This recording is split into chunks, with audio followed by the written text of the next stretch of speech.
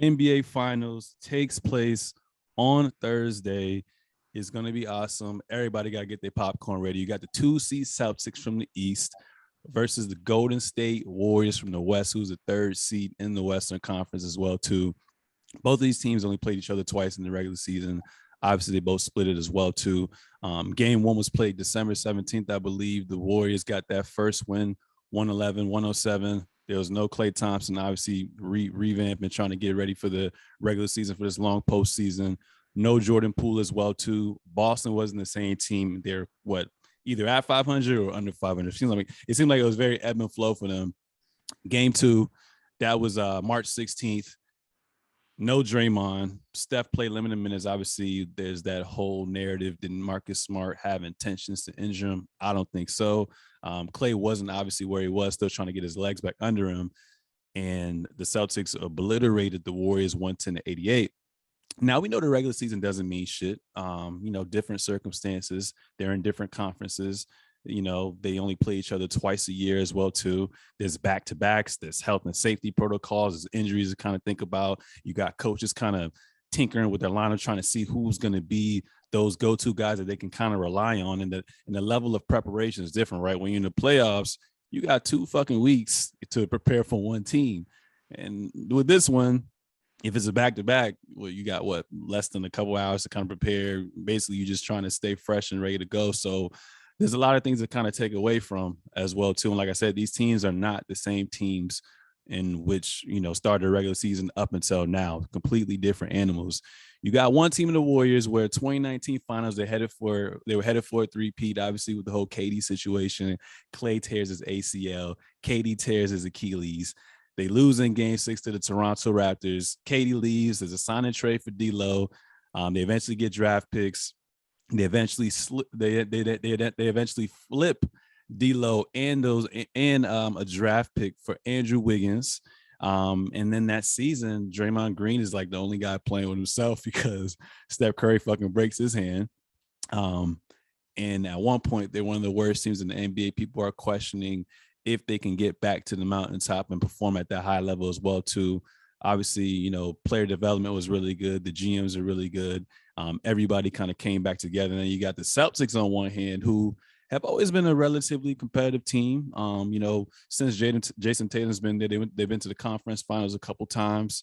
There's a team who continuously got a little far, or they had expectations of trying to get far as well, too. And obviously in the Tatum Brown era, they always came up short. Obviously you had Brad Stevens. Some people argue Brad Stevens, he may not be able to kind of reach all these people who are mostly black on his team like a black coach would as well, too. But obviously Tatum's rookie year, Bron beat them in Game 7. Next year you have Kyrie and Hayward who get reinserted into the lineup, where you already had these young players basically get to the conference finals, and now their role changes. What's his name? Jaylen Brown wants to get paid. Terry Rozier wants to get paid. So they never really meshed together. Lost to the Bucks in the second round. I think 4-1 nasty. Then you got the bubble. Obviously, some people say the bubble counts. Some people say the bubble don't. I call it Disney Plus trophy. Ain't no fans. It's no home court advantage. Obviously, everyone's under different circumstances or under the same circumstances, but that's just kind of a little different. We know what happens in the bubble. They lose to the Miami Heat. And then this year, the East is still kind of wide open. And the Celtics were kind of up and down. Malachi, you already know this 25-point lead. That was kind of the tipping point with the Celtics when they blew that 25-point lead to the Knicks. People were kind of talking trash. Can Jaylen Brown, can Jason Tatum coexist? And they ended up, where they are right now. So I'm kind of thinking back and forth. One, who had the harder task, right? I feel like Boston clearly had the harder task to get to the conference finals as well, too. And Warriors kind of had a cakewalk. I'm looking at the Warriors right now.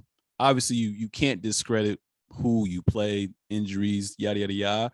But let's look at before that KD era and the Warriors kind of getting to the championship. There's always been injuries. And I'm going to just focus on this year, right?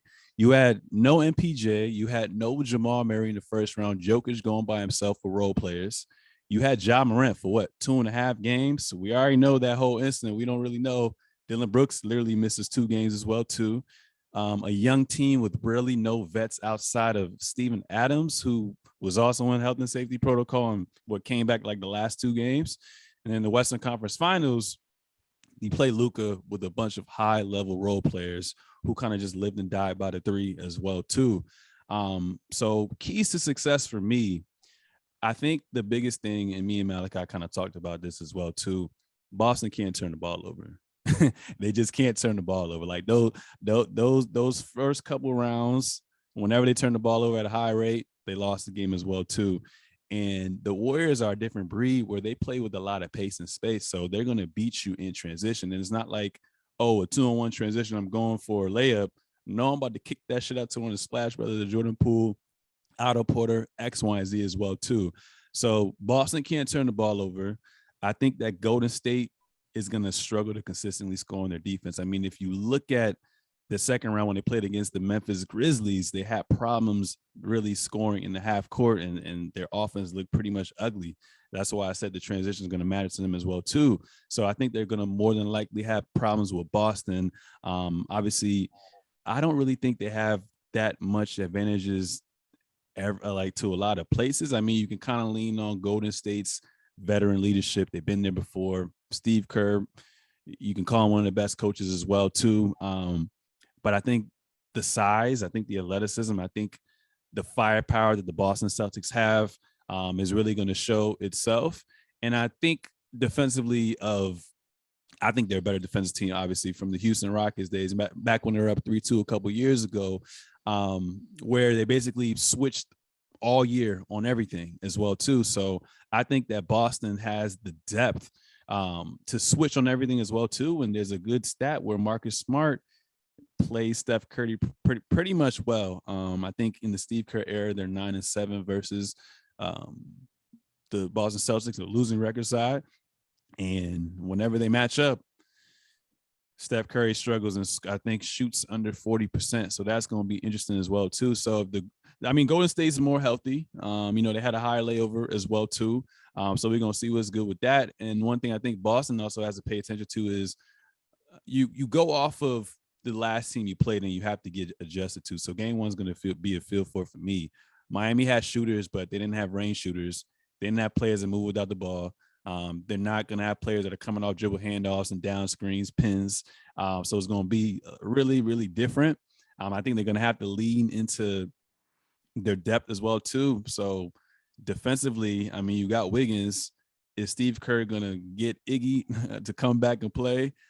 Is Gary P healthy? Are they going to play Kuminga? Because there's a lot of hunting that's going to be done on that end as well too. But with that being said, I have the Boston Celtics winning in 7 games at the Chase Center.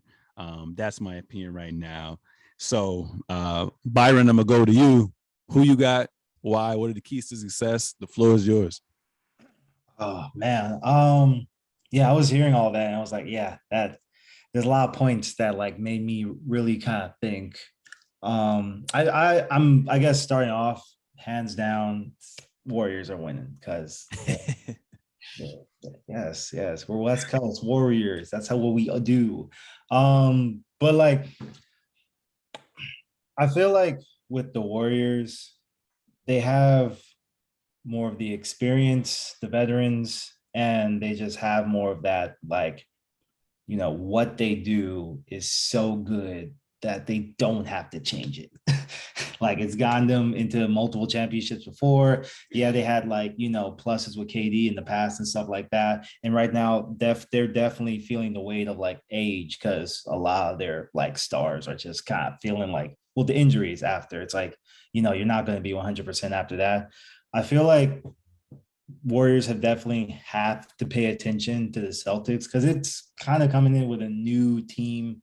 They're way more powerful than you. The defense is just like hands down. That's not a factor. Like they got Draymond Green. That's your defense, and it's not coming together with like anything the Celtics have to bring. I feel like Warriors are definitely going to bring it to like a game 6 where they would win, but I know they would struggle to get that far because I think it's kind of like you have to factor in that endurance I think that what Celtics had a little bit of the edge in their pass game with the Heat.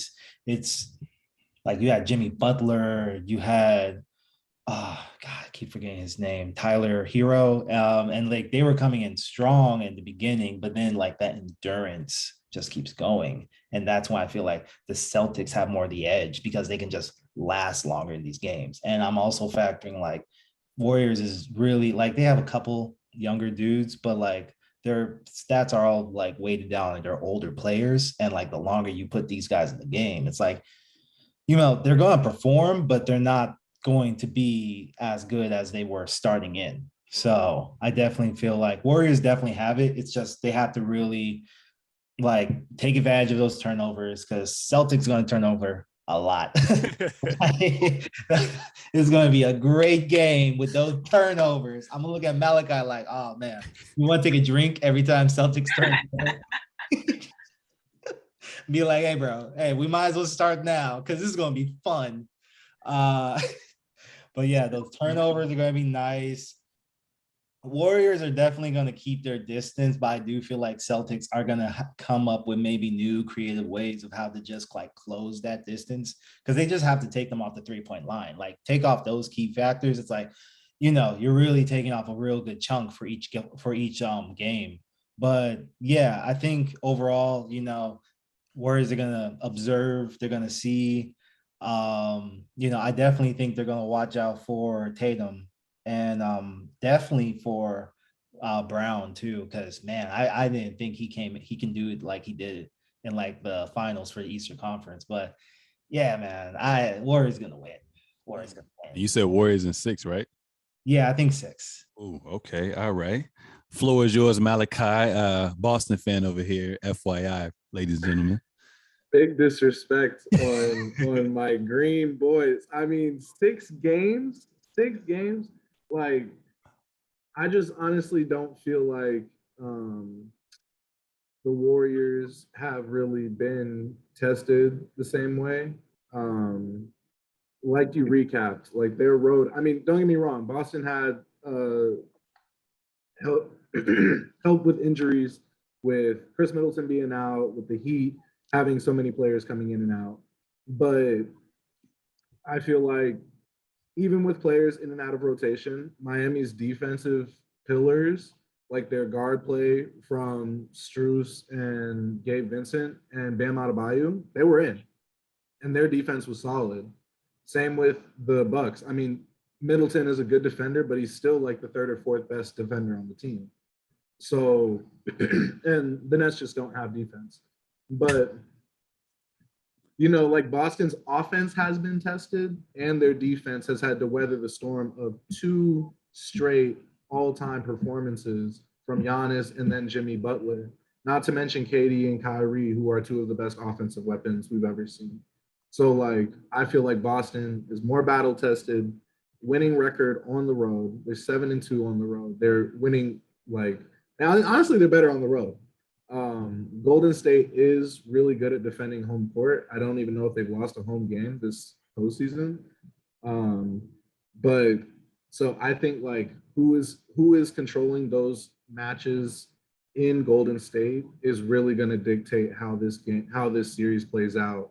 Specifically because Golden State has that home court advantage.